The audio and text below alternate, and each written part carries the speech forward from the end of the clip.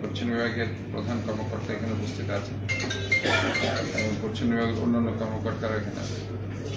আমাদের মূল লক্ষ্য হচ্ছে যে শহরকে পরিষ্কার রাখা। আমি যেটা প্রথম দিন এসেই জোর দিয়েছি সেটা হচ্ছে পরিষ্কার পরিচ্ছন্ন। আমি ইদানিং লক্ষ্য করছি সেটা কিন্তু অনেকাংশে প্রথমে যেভাবে পরিষ্কার পরিচ্ছন্ন হতো আস্তে আস্তে সেটাতে যেন একটু ভাটা পড়েছে।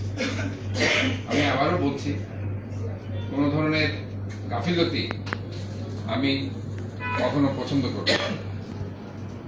আমি কিন্তু এই ব্যাপারে বারবার বলছি,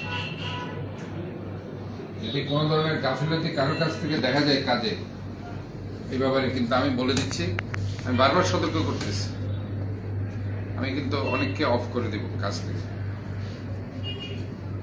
যারা এই সুপারভাইজার আছে হয়তো দেখা যাবে যে তাদেরকে কাজ অফ করে দিয়ে আমি এমন জায়গায় দিয়ে দিচ্ছি ট্রান্সফার, দেখবেন তো আমার কিছু বলার থাকে।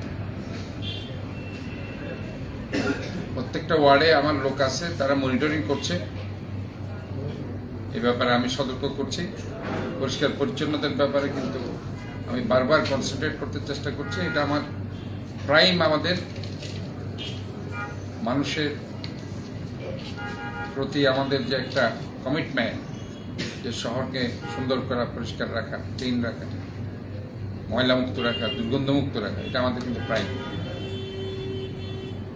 কাজে এই ব্যাপারে আমি প্রথম যেরকম দেখতাম সবাইকে কাজে লাগিয়ে, এখানে অনেক ফাঁকি দেয়, অনেক পরিচ্ছন্ন কর্মকর্তা কিন্তু ফাঁকি দিচ্ছে, সাইন করে চলে যায়। আমি যেটা খবর পেয়েছি, এই ধরনের যারাই করবে, যে ওয়ার্ডে করবে, সেটা আমি সুপারভাইজারকে দায়ী করব। কাজে আমি মনে করি যে সবাইকে কাজে লাগাতে হবে এবং কাজে লাগিয়ে শহরকে পরিষ্কার পরিচ্ছন্ন রাখতে হবে।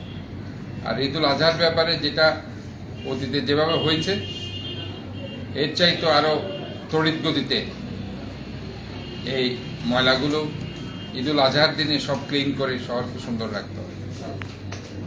এ ব্যাপারে আমি সবার সহযোগিতা কামনা করছি। আর ওনারা বাকি কথা ওনারা বলবেন। ধন্যবাদ সবাইকে।